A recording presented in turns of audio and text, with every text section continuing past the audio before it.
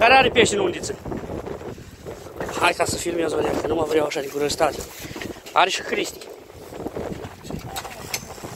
Ai tu pe undiță, te scoți, nu scoate el, ha? Eu?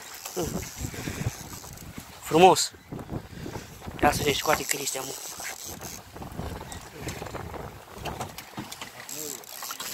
O, nebunule. Să-i trimit la cineva în țară, numai să vadă. Ia acolo, tată, piesă de piesă. Ai, ai, ai, ai, ai. Și tu ai. Uite cum mă băieți piesă.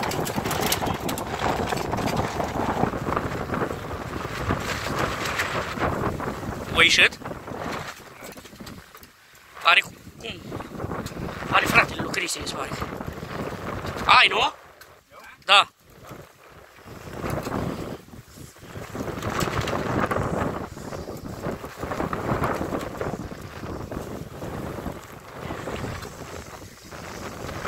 Ia-o-ți, frate, uite și are. Care mai pleci? Hai că filmez un minut, două. Spus care de la Irlanda.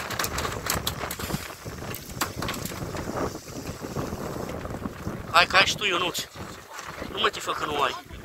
Ai un animal mare, ai grijă, ori a lui. Vine pe aici. E a lui, a ajuns aici. Mamă, și cod mare.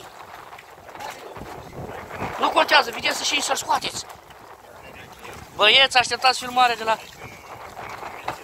Dă bătul să-l țin eu, dacă e voie. S-o dus, mă. S-o dus? O rup la carne, o mâncată. Nu, din cauza că ne-am